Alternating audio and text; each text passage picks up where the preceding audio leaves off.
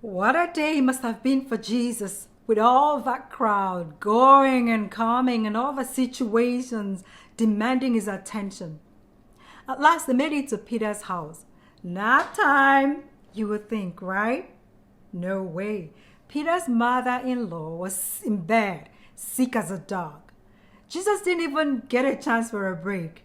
He went straight to her room, and as he did for the leper, reached out and touched her hand. Immediately, the oppressive fever bailed, leaving the woman free and healed. It happened so fast that before they could sing, Jack and Jill went up the hill, Peter's mother-in-law was in the kitchen cooking up a storm for them. That evening, the house was packed. People were turning up from everywhere because the story was out. Jesus is in the house. The sick were coming from left, right, and center, showing up at Peter's door. And Jesus healed everyone that came. Everyone. It was so memorable. It reminded those who were watching it of what Isaiah had said. He took our suffering personal and was pained by the hurt we bore in body and soul. When the crowd began to swell around him, he decided it was time to go. A learned man who was very impressed with Jesus' ministry to the people wanted to go with them and become one of his disciples. Jesus took one look at him and could tell right away that this man was jumping to conclusion based on appearances. He said to the man, "You know there is a price to every glory. Have you counted the cost yet?" That was the end of that dream. And how right Jesus is. How many times do we try to make long-term decisions based on short-term impressions? And because we have not counted the cost, we fizzle out too soon. Another person came up to him. "I really want to join your team, but I have to go bury my dad first." Jesus responded, "Every time you add a but to something you think you want to do, then you are not ready." Those who are truly ready to leave don't use death as an excuse to turn their back on life. How often do we hope that wishes were horses so us beggars can ride? We want to be part of something great, but we know it will cost us and we're not ready to pay the price, so we take the but lane out. May God help us. Jesus and his disciples continued on their assignment. They got places to go and things to do, so they are not waiting for the undecided. They got into a boat and were sailing away. It had been a very long day, and even Jesus was tired, so he retired to a corner to take a nap. The combination of his physical exhaustion, the fresh sea breeze, and the gentle rocking of a sailing boat turned his nap into deep sleep. Did Jesus snore? That would be interesting. Anyway, out of nowhere, the calm breeze grew angry and raged into a storm that rocked the boat every which way. The tired disciples jumped in fear as the waves viciously whipped and whacked the boat, threatening to dump them all in the waters. How can this be happening to us? Where is Jesus? In a corner, sleeping away. Quickly, they ran along to wake him up, shrieking, "Master, do something! This crazy storm is going to kill us!" Jesus stared by the commotion and seeing the fears screaming from their eyes, said to them first, "What?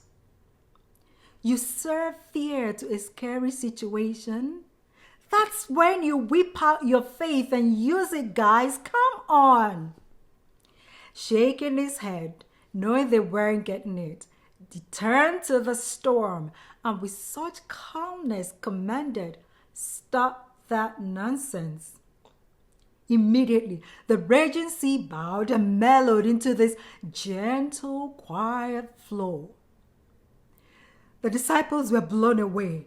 Their jaws were littered on the floor of their own astonishment. And as they humbly picked each his own, the question in every eye was, who is this? What just happened? Did he just silence violent storm with a peaceful command? For real? For real? Wow. Each of them sat on those silent questions as the boat continued sailing like what just happened didn't really happen. They all knew beyond any shadow of doubt that they were onto something incredible with this teacher like no other. Get your journal, please. What storm is raging in your life right now? What are you afraid of losing? Your life, loved ones, your job, savings, house, what? How different would you feel if you knew for sure that Jesus is sitting in that very storm with you? And he's not there worried and frantic. He is at peace within. Are you wondering why Jesus would be at peace when your life and so much more is threatened? Because he is Lord of the storms. He spins serenity out of raging storms.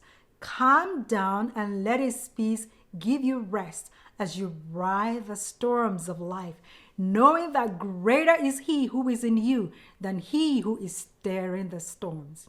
May you receive today the calming assurance that you and your loved ones will be fine because the God that calms crazy storms is with you all the way. When the boat docked at Gergesenes, they all got out still reeling from the wonder of what they just came through. When two men, driven by evil spirits, emerged from the tombs, looking fiercer than the raging sea they just escaped. Have you ever gone through that phase in your life when it seems like troubles come at you in queues? They line up one after the other and after another. This was that day for Jesus and his disciples. These two guys, driven as vehicles by those evil spirits, were terrorists in the area. Nobody could pass that way.